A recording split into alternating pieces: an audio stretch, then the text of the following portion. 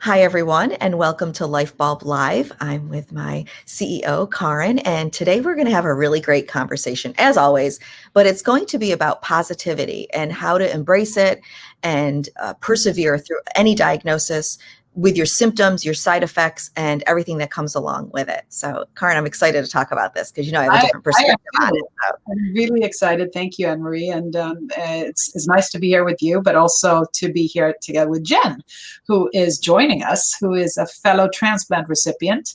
And as transplant recipients, we, of course, go through a lot, both before getting the transplant, because we have a disease that actually causes the end stage organ failure. And then we go through a whole process of recovering. And then we have a different condition to deal with, which could cause additional complications. So it's an interesting process where you have about 4 or 5 different stages in the journey that, of course, all need to be lived through. And, we have to stay positive, right, Annmarie?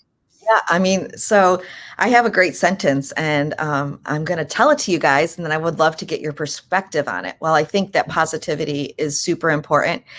I don't think it cures anything, and it doesn't always help us. Sometimes we do need to let that negativity out. Otherwise, it harbors inside of us. And for me personally, that's when I can slip into a pretty dark place and, retreat to my own personal mental space. Jen, what do you think about that? I think being realistic is important.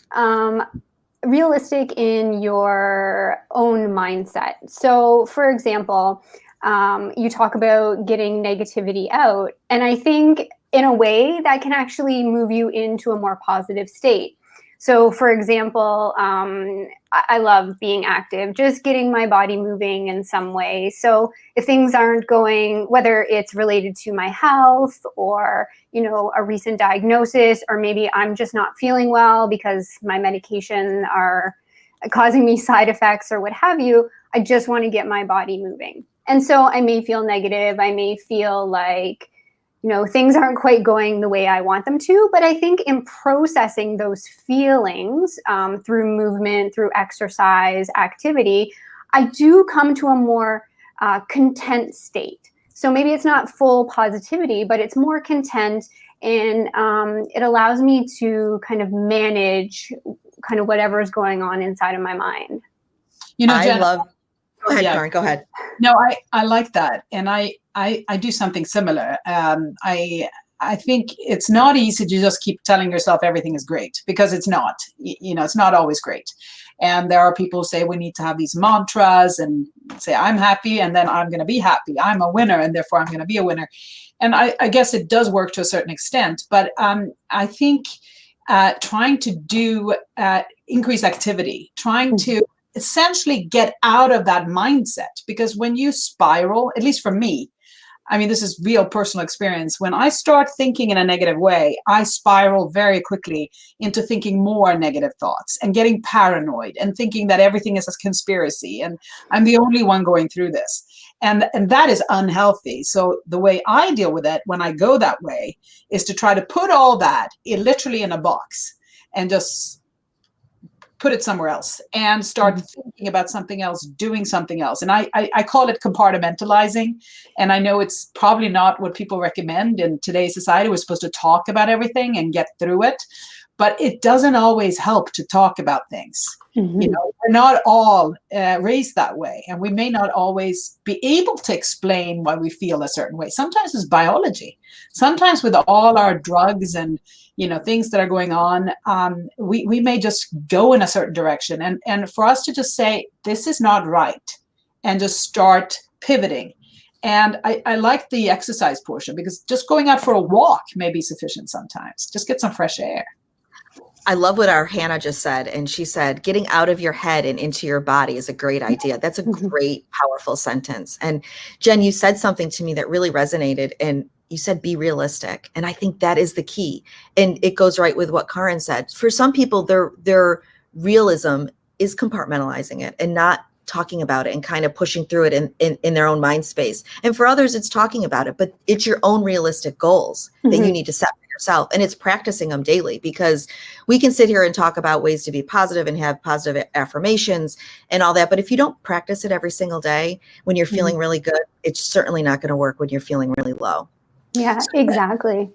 So Jen, do you have an example of like an incident? Because I can think about something that happened to me yesterday, but I want to hear you first. So for instance, I've been experiencing medication side effects for the past few weeks. And it's really interesting because I was told, so I get like cold-like symptoms when I start a new batch of medication, specifically myfortic or mycophenolate mofetil, which a lot of transplant patients are on. And they told me after the first year, you're not going to feel these cold symptoms. And I think it's just the body's way of like getting used to the new lot number of medication that you're taking, because it's new from previous. And 12 and a half years later, I'm still having the exact same like cold-like symptoms, and it makes me feel tired and exhausted. And it's like, I have things to do. I need to get things done. So how can I get out of that mindset of like, oh, I'm sick, I'm not feeling well, and do yoga? I actually recently completed my yoga teacher training, so I can actually put something together for myself that's going to benefit me based on my mindset. And, get up, do 10 minutes, just kind of move around. And it's almost like I automatically feel better because, as you said, you're just taking your mind out of that mindset of, oh, I don't feel well, I just want to go to bed, I don't want to do anything. And it's just so helpful. Yeah. I can tell you. So yesterday, I mean, you see my thing on my cheek here. I had a squamous cell carcinoma removed, and it was okay. I mean, I was a total hero in the practice. I was lying there, nothing hurt, and walked out. I was a good patient. And then I got into my car, and I thought, why am I have to drive myself away from this? And I now have to go to the pharmacy to pick up my antibiotic and my wound dressing. And I think, no one is taking care of me. So when I got to CVS, I just stood there in the parking lot and I just cried and I screamed. And then I got out of my car and I had a mask on, which is very helpful with COVID, so no one could see how I really looked. And I got everything done. And when I got home, I was fine. But I almost needed that release, and just feeling so sorry for myself that I needed to pick everything up by myself and drive myself home with my major surgery, which is obviously not. And then I was fine. So for me, there's a lot about that release of negative energy and pushing it away almost.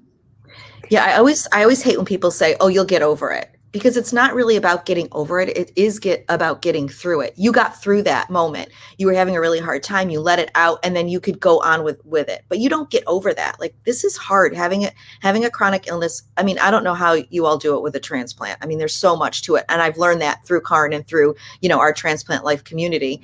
Not that saying other illnesses aren't hard. It's just there is a lot of nuts and bolts that go along with that are really difficult. And there is not a huge psychological aspect to most illnesses. We do a great job of physical doctor appointments and things, but it's rare for us to get the emotional support that we need. And the best way to really do that is to be around people like this that kind of get it and have gone through it. It's not just about your support system of your friends and family. It's about people who have gone through it to get this sucks. I can't believe I did this by myself and I had to drive there. And then someone else says to you, I totally get it. Like, I had to go and I did, Karin. I went to treatment by myself. I drive myself. Sometimes I had to pull over and I was throwing up. Like, it sucked, but I got through it. But to hear someone else say it, I'm like, okay, I'm not alone. This is good. I'm not alone, which is warped and fantastic all at the same time. I don't know, because for me, when I hear that you had to go through that, I get almost even angrier. And I think there needs to be a way, and I start thinking about solutions instead. I say, there needs to be a way. Why is the pharmacy not why couldn't the practice send the antibiotic to my house or give it to me in my hand when I left, instead of me making that stop after the surgery? It was like these little things that when I get it validated by other people, it gets me into problem solving. And I start saying, that needs to be fixed.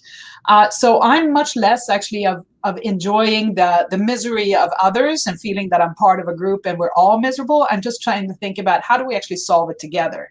And that's what I think we're doing a little bit on Transplant Life now, because on our side and on this platform, we are coming together. There is a problem and we can say, okay, I solved it this way.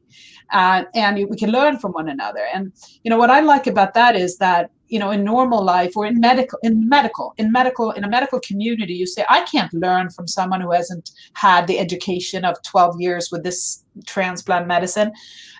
But in a patient community, we all have different experiences, and we can respect and really listen to others who may have a totally different education, but they have more experience in this disease area. And that's what I really like about the patient communities.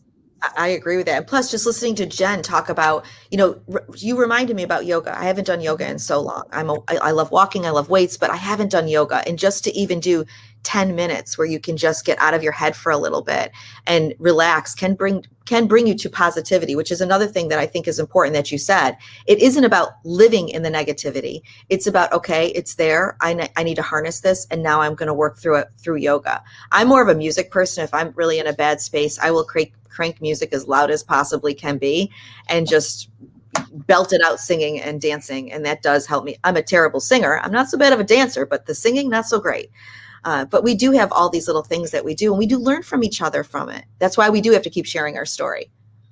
For sure. And I think you find that you get into a niche. Like, I find a lot of people are asking me questions of, how do I get fit after transplant, or how do I start exercising, or where do I even begin? Because before I was so ill, and now I'm in a position where I am much healthier having had a transplant. So I find too, speaking about transplant life, .com and on the website, it's just like you end up being this teacher for someone else, but you're also learning from other people and how they're dealing with different things, whether, they're having kind of things go on in their life that aren't 100%, that they aren't feeling really positive about. You're learning, oh, they use this particular coping technique. Well, maybe if I try that would help. So it's a reciprocated teaching learning relationship amongst those on transplant life. Mm-hmm. I agree. And you do need to keep changing what you're doing. I call it my toolbox, and you have to keep changing it, because if you don't, you get set in one, and then it just becomes repetitive, and you're just going through the motions, and it's not really helping you at all. I want to go back to Karin, your skin being removed yesterday, but I know you felt like you were having a pity party, and I didn't look at it like that. And I think that's part of we get into this odd mindset. And I think it has to do with talking to people outside of our illness community, whether it be, transplant or diabetes or, MS. You feel like you're complaining to other people. And that's actually where I get my darkest, is like I'm in pain today. I don't want to tell anybody I'm in pain because they're going to think I'm complaining, which is ridiculous. I have MS. Like, I can be in pain. Like, this is okay. But I don't want to complain to other people. Have you guys felt that? And how did you get through it? Jen, I have. Yeah, I think in general, so I tend to just keep things to myself. Before I had my transplant, I didn't tell anyone. Like, the only people that knew were my parents, and I don't have any siblings, so I didn't tell any friends. We didn't tell extended family, because, like you said, I feel a bit like I am complaining. And so this is also a part of who I am. I tend to keep most things to myself. And we were talking a little bit earlier, and it triggered me around, you do have to believe in yourself. So even though you're having the pity party, or you're feeling negative, or you're not feeling well, it's like you also have to believe that you can pull yourself out of that as well. So yeah, I would say, in a way, I just kind of depend on myself, but knowing that there's a community out there when I do have questions and when I do need support is really important. Yeah, I would agree very much with you, Annmarie, because to me, that is a very important part of a relationship. I mean, either with a very close friend or with a spouse, that you're supposed to be able, and your parents, but your parents are different, because with your parents, you're always going to be their child. They will do whatever, and you can complain. And in my case, at least, they're gonna complain for me. I mean, that's never enough. There's never enough for them to take care of me, because I'm still their baby, even I was old.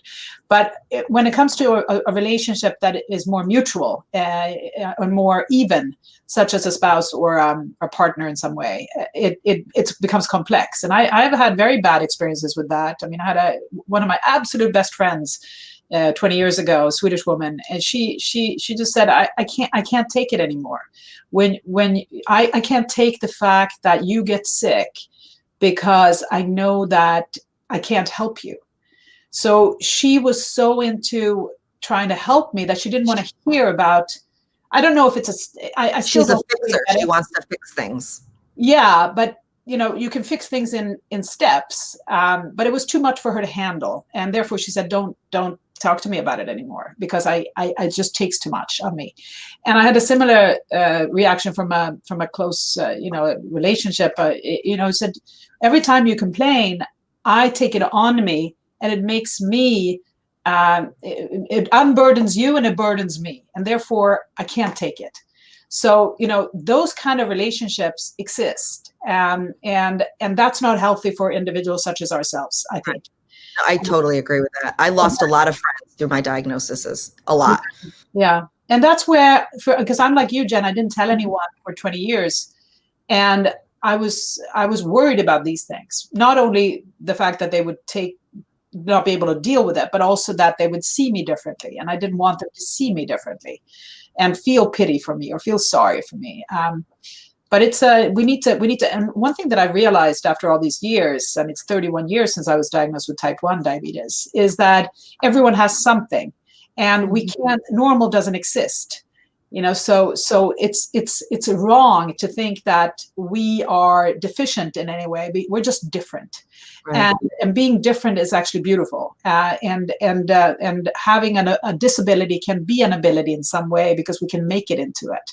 But we are wrong to assume that there's anyone out there who's perfect. That hasn't gone through something. I totally agree with that. I also do the I'm sorry. I'm so sorry I'm complaining again. And you shouldn't be sorry. Like, we need to let this out. But Jen, you said something that I actually try to say to myself a lot. And you said we're strong. We have to remember that we're strong. We picked ourselves up. And, living with depression and I live with suicidal ideations, I have to remind myself, I've been through worse things. I've gotten through every day up until today. So I've been through some hard, heavy stuff. If I can get through that, I can get through this day. And some people may look at that as a little negative, but to me, that's such a positive, because it reminds me that I may not have felt strong at those times, but I must have been, because I got through it. Yeah, for sure. And also believing in yourself that you can get through those difficult days. And I tend to do the same thing. I tend to think, okay, I got through all this, so like, you can get through today, or you can get through this workout, or, so much has happened in everyone's life, but especially with us who have had multiple diagnoses, had kidney transplants, multiple surgeries. We are strong. And I think that it's important to remember that, because I forget. I'm like, I'm just a normal person. Everybody else is like me. There's nothing special about me. But when you actually reflect on those sorts of comments, you realize, well, yeah, I have been through a lot, and I am strong. Yeah. So before we end this, I'm going to throw you guys to the bus, sort of, and I'm going to ask you, tell me one song that puts you in the best mood. You play it and you are instantly in a great mood. Girls Just Want to Have Fun. Cindy. Oh, I love it. Cyndi Lauper. Go, Karin. I did not see that coming, but that's a fun song. It is. It's a good song. How about you? So the first one that comes to mind is probably TLC, No Scrubs. I love that song. Yeah, I don't know. There's something about it being so powerful, and like, you're not going to put up with that sort of stuff in your life. Yeah. I'm going to go with 50 Cent. Oh, yeah. Sorry. and club, because it's fun to dance in a club, and I can crank that. I played old school rap for my kids all weekend, and it was just so much fun to play this music. And well, I appreciate you guys so much. Jen, thank you so much for sharing your story, not just with our Lyfebulb community as an ambassador, but on Transplant Life. It means a lot to our community, and you are definitely a teacher. And Karin, thank you for telling me that Girls Just Want to Have Fun is one of your go-to songs, because I'm totally playing that when I get off of this. So thank you guys so much. And I hope everyone checks out Transplant Life and sees what we have going on there, because you never know what the future holds for us. Have a great weekend, everybody. Or week. Thank you. I'm already thinking it's the weekend. It's Tuesday. That's how much positivity I have coming out of me right now. Bye, everyone.